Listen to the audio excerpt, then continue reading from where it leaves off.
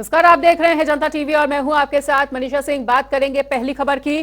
जोशीमठ आपदा पर एक बार फिर से सियासी घमासान देखने को मिल रहा है, जहां स्थानीय विधायक राजेंद्र भंडारी ने सरकार पर गंभीर आरोप लगाए हैं।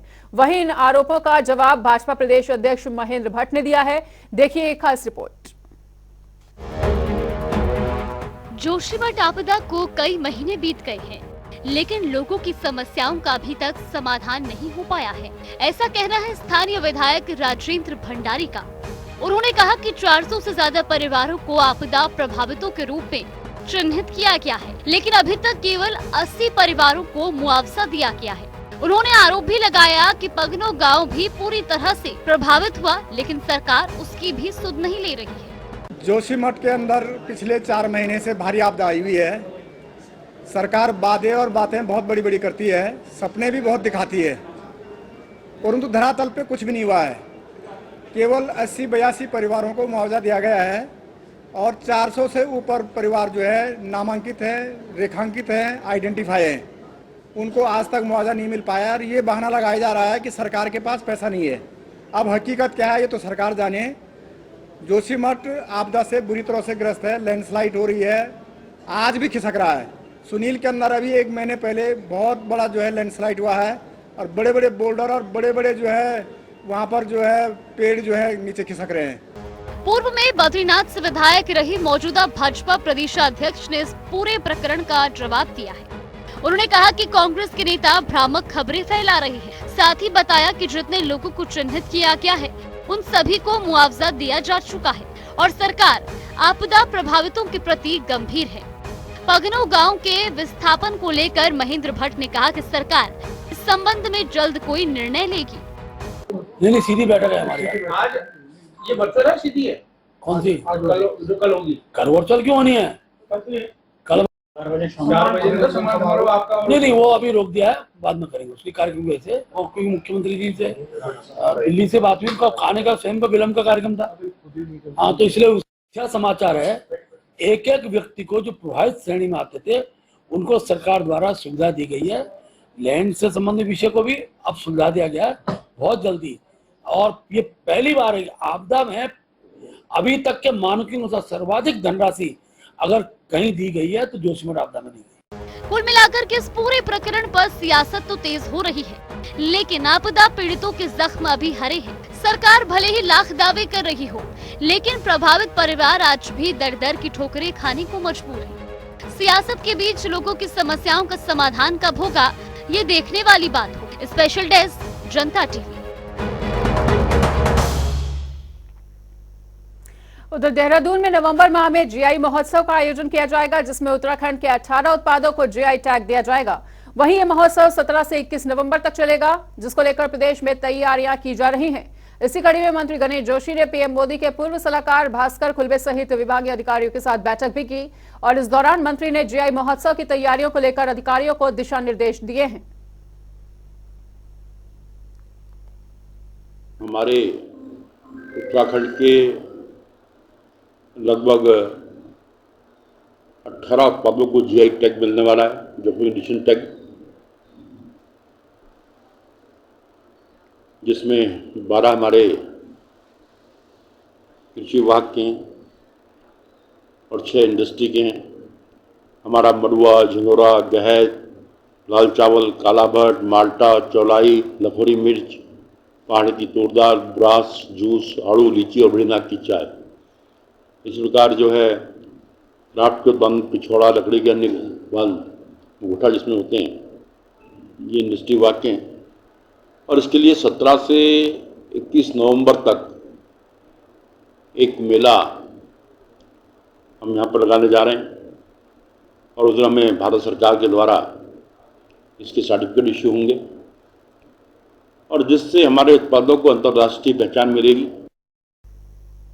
उत्तराखंड में 38वें राष्ट्रीय खेलों का आयोजन होना है, जिसको लेकर खेल विभाग ने तैयारियां पूरी कर ली हैं। ऐसे में खेल सचिव ने मीडिया को जानकारी देते हुए बताया कि राष्ट्रीय खेल के आयोजन के लिए मुख्यमंत्री का अनुमोदन मिल चुका है और मुख्यमंत्री ने साफ तौर पर निर्देश दिए हैं कि खेल विभाग इसको पूरी तत्परता से आयोजित करवाए।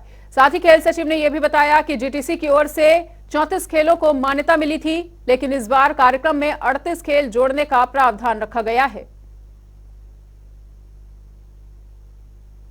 देखिए, चूँकि ये उत्तराखंड में 38वां राष्ट्रीय खेल बहुत पहले से इसकी प्रक्रिया चल रही थी, तो उस समय 34 खेलों की जो मान्यता मिली थी, जो जीटीसीसी साइन हुआ था, वो 34 गेमों के लिए साइन हुआ था। बाद में ये विचार आया कि चूँकि ये 38वां राष्ट्रीय खेल है, तो 38 विधाएँ ही रखी जाएँ। तो उसके दृष्टिगत 3 खेल जो चयनित हुए हैं अभी तक, जो फाइनल हुए हैं, उसमें एक तो योगासन है, मलखम्ब है और कराटे है, और एक खेल पे अभी विचार चल रहा है। माननीय मुख्यमंत्री जी और मुख्य सचिव जी जैसा निर्देश देंगे, माननीय खेल मंत्री जैसा निर्देश देंगे, उस पर उस हिसाब से कार्रवाई करके एक खेल को हम भविष्य में और जोड़ेंगे। और यहाँ पर रुकेंगे एक छोटे से ब्रेक के लिए। ब्रेक के बाद स्वागत है, रुक करेंगे अगली खबर का। उत्तराखंड में बागेश्वर उपचुनाव जीतने के बाद अब बीजेपी लोकसभा चुनाव की तैयारियों में जुटी हुई है, जिसके तहत कल टिहरी लोकसभा स्तर की बैठक का आयोजन किया जाएगा, जिसमें पार्टी के सांसद, विधायक और लोकसभा के पदाधिकारी मौजूद रहेंगे। और इसके साथ ही इस बैठक में केंद्रीय मंत्री धर्मेंद्र प्रधान भी शामिल हो सकते हैं। देखिए, भारतीय जनता पार्टी एक कार्यक्रम के बाद दूसरे कार्यक्रम की तैयारी में लग जाती है, और कल से हमारी लोकसभा स्तरीय बैठकें हैं। सेवा पखवाड़ा कार्यक्रम की दृष्टिगत साथ साथ नगर पंचायत, नगर पालिका और लोकसभा चुनाव की दृष्टि से आगामी माह में चलने वाले कार्यक्रमों का स्वरूप तय करेंगे। कल प्रातः 9:30 बजे पहले लोकसभा के सांसद, हमारे जो राज्यसभा के सांसद जिन्हें जो जिला अडॉप्ट किया है उस जिले के सांसद, हमारे प्रदेश के लोकसभा के पदाधिकारी जो उस लोकसभा रहते हैं, और सारे विधायकों की बैठक हमारी कल से रहेगी। और पूरी लोकसभा के मंडलों के अध्यक्ष, मंडलों के महामंत्री, हमारे जिला अध्यक्ष, जिलों के मोर्चों के प्रभारियों के साथ बैठकर हम कार्यक्रम रचना बनाएंगे। कल ये बैठक प्रातः प्रथम चरण में तो सांसद विधायक की बैठक होगी, और द्वितीय चरण में हमारे संगठनात्मक की पूरा एक सत्र चलेगा। 4 साढ़े 4 बजे तक का पूरे दिन का ये बैठक है। कल की बैठक में केंद्रीय मंत्री धर्मेंद्र प्रधान जी को हमने आमंत्रित किया है, कल की बैठक में रहेंगे। और उसके बाद हमारी परसों 13 तारीख को नैनीताल लोकसभा की बैठक हल्द्वानी में होगी। उत्तराखंड के देहरादून में हुए एक मर्डर केस के खुलासे ने खलबली मचा दी है। और दरअसल रविवार को एक युवती का शव सिरवालगढ़ इलाके में बरामद किया गया था, और पुलिस की जांच पड़ताल में इस बात का खुलासा हुआ कि हत्याकांड को अंजाम देने वाला आरोपी देहरादून में लेफ्टिनेंट कर्नल के पद पर तैनात है, जिसे पुलिस ने गिरफ्तार कर लिया है। और जिस युवती की हत्या की गई है वो मूल रूप से नेपाल की रहने वाली थी और सिलीगुड़ी में रहकर बार डांसर की नौकरी करती थी, जहां उसकी मुलाकात आर्मी अफसर से हुई और दोनों के बीच पिछले 3 सालों से प्रेम प्रसंग भी चल रहा था। वहीं शादी का दबाव बनाने पर लेफ्टिनेंट कर्नल ने प्लानिंग के तहत उसे मौत के घाट उतार दिया, और फिलहाल इस पूरे मामले में खूनी कर्नल को पुलिस ने हिरासत में ले लिया है। बेसिकली इसके ऊपर शादी का दबाव बना रही थी और इसको बदनाम करने की धमकी भी देती थी। इसी बात को लेकर के आपस में दोनों तनाज़ संबंध के परिवार में ठीक नहीं चल रहा था। संभवतः इस प्रेम प्रसंग की जानकारी के धर्मपत्नी को भी थी। और परसों 9 के रात को दोनों, ये जो मृतका है श्रेया और जो मुलजिम है राकेंद्र उपाध्याय, ये दोनों जाते हैं राजपुर में एक बार में जाकर के वहाँ खाते पीते हैं। वहाँ उन्होंने कुछ चीज़ लिया, बियर वगैरह पिया। उसके बाद फिर ये लड़की जो है उसको घुमाने के लिए कहती है, और घुमाते घुमाते उसको फिर वहाँ ले गई महाराणा प्रताप के उस थानों वाले मार्ग पर। वहाँ जाकर के इस महिला फिर फिजिकल रिलेशन बनाने के लिए इसको कंप्लेंट करती है। उसी बात को लेकर के दोनों में कहासुनी होती है। कहासुनी होने पर हथौड़े से इस अभियुक्त ने, राकेंद्र उपाध्याय ने, इसका मर्डर किया। मर्डर करने के बाद डेड बॉडी को वहाँ पर फेंक दिया। उधर राष्ट्रीय लोकदल के प्रदेश अध्यक्ष हर्षबान चौधरी ने देवेंद्र टिकोला को राष्ट्रीय लोकदल युवा का प्रदेश अध्यक्ष नियुक्त किया है। और पार्टी के प्रदेश अध्यक्ष हर्षबान चौधरी ने कहा कि उनकी पार्टी फिलहाल नगर निकाय और लोकसभा चुनाव की तैयारी में जुटी हुई है। संगठन को मजबूत करने का काम किया जा रहा है। वहीं इस मौके पर राष्ट्रीय लोकदल युवा के नवनियुक्त प्रदेश अध्यक्ष देवेंद्र टिकोला भी मौजूद रहे। विश्वास देता है पार्टी के लिए, राष्ट्रीय लोकदल के लिए सच्चाई ईमानदारी से, और सभी समाज के शोषित, गरीब, किसान, मजदूर, युवा भाइयों को साथ लेकर अपनी पार्टी का प्रदेश में परचम लहराने का काम करेंगे और सबको साथ लेकर चलेंगे। महीने हो गए लगातार हो रही है, और किसान जो प्लेन का है वो बिल्कुल चौपट हो गया, उसकी फसलें डूब गई, गन्ने खत्म हो गए, गेहूँ धान खत्म हो गए, उड़द खत्म हो गए, जो साग सब्जियाँ थी वो खत्म हो गई, तो वो पिस गया बुरी तरीके से। और कोई भी सरकार उसकी बात नहीं करने के लिए तैयार नहीं है। यहाँ की सरकार सोई हुई है। उस मुद्दे को हम सबसे पहले उठाएंगे कि उन किसानों के घर में चिराग जलाने के लिए पैसे नहीं है, खाना बनाने के लिए पैसे नहीं है, सिलेंडर के लिए पैसे नहीं है, तो क्या करेगा? आत्महत्या करेंगे किसान। तो हमारी सबसे पहला मुद्दा यही कि हम किसानों की मांग को लेकर सरकार के विरुद्ध जाएं।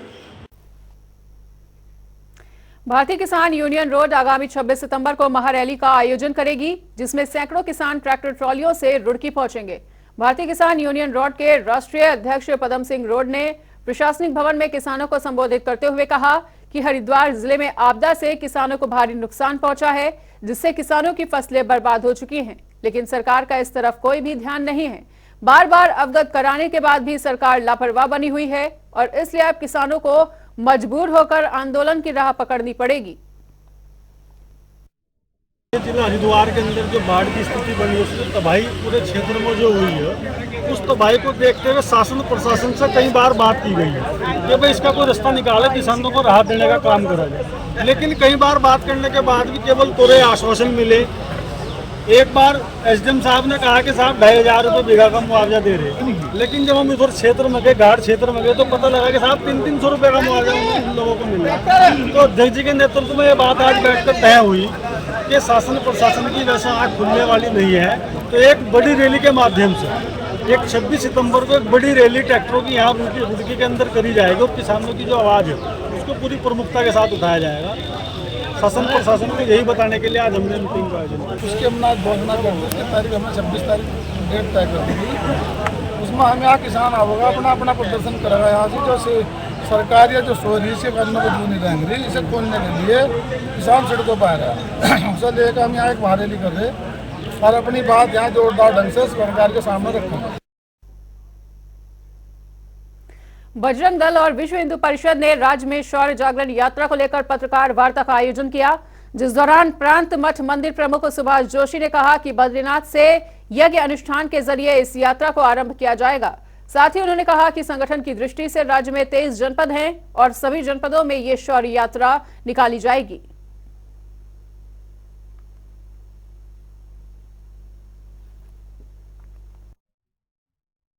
यज्ञ अनुष्ठान होगा, जिसे हमारे प्रांत के अध्यक्ष माननीय बड़े भाई साहब रवि देवानंद जी ने आपको सभी कुछ भूमिका बनाई है। उसमें जो प्रारंभ होगा वो बद्रीनाथ में यज्ञ अनुष्ठान के द्वारा, देश का बड़ा सिद्धपीठ है, वहाँ से हम प्रारंभ करेंगे। और दूसरा विषय जो आपने बोला, ये जिस तरह से अभी अध्यक्ष जी ने हमारे बताया, चमोली बद्रीनाथ, जोशीमठ, पीपलकोटी, चमोली, नंदप्रयाग, उमाऊ और गढ़वाल दोनों के उसमें होकर के हमारे विश्व हिंदू परिषद के संघ की दृष्टि से 23 जनपद हैं। वैसे 13 जनपद हैं उत्तराखंड के। 23 के 23 जनपदों में ये शौर्य यात्रा जाएगी।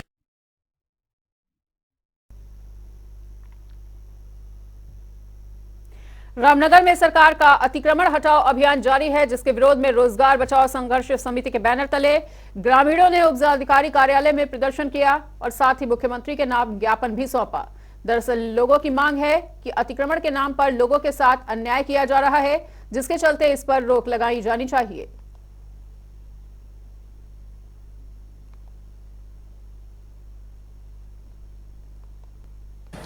ये रोजगार जागरण मंच के माध्यम से ज्ञापन दिया गया। उनके द्वारा जो अवैध अतिक्रमण के विरुद्ध जो कार्रवाई की जा रही है, इसके अलावा कई बड़े के व्यापारी जो सड़क पे अपना व्यापार करते हैं, उनके हटाने की जो कार्रवाई की जा रही है, उसके विरोध में इनके द्वारा ज्ञापन दिया गया है। जो ज्ञापन माननीय मुख्यमंत्री जी के लिए संबोधित है, इसके अलावा अन्य उच्चाधिकारियों के लिए भी संबोधित है। उनका ज्ञापन प्राप्त हुआ है, जिसको सक्षम माध्यम से प्रस्तुत कर दिया जाएगा। इसके अलावा भी सभी विभागों को कि जो नियमानुसार कार्य कर रहे हैं। और अब रुक कर लेते हैं 2 मिनट में 10 बड़ी खबरों का। राज्यपाल गुरमीत सिंह के कार्यभार के 2 साल पूरे, मंत्री गणेश जोशी ने राज्यपाल से की शिष्टाचार भेंट, दी बधाई। राजधानी देहरादून में होगा 38वें राष्ट्रीय खेल का आयोजन, खेल विभाग ने पूरी की हैं तैयारियां, खेल सचिव ने दी है जानकारी। हर दिन बढ़ रहे हैं डेंगू के मामले, अब तक हजारों लोगों को हुआ है डेंगू, स्वास्थ्य सचिव ने अस्पतालों का लिया जायजा।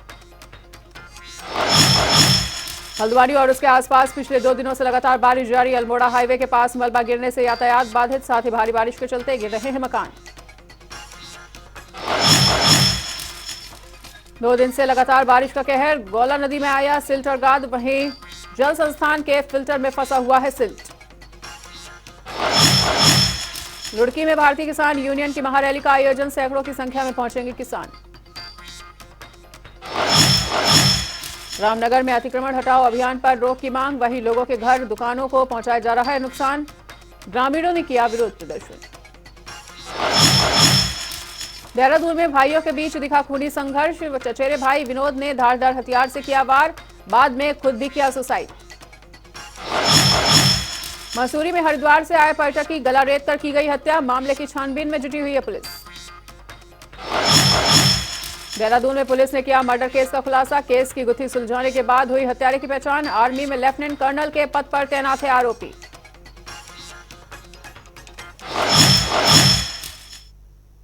और फिलहाल इस वक्त के बुलेटिन में इतना ही। खबरों का सिलसिला लगातार जारी है, देखते रहिए जनता टीवी।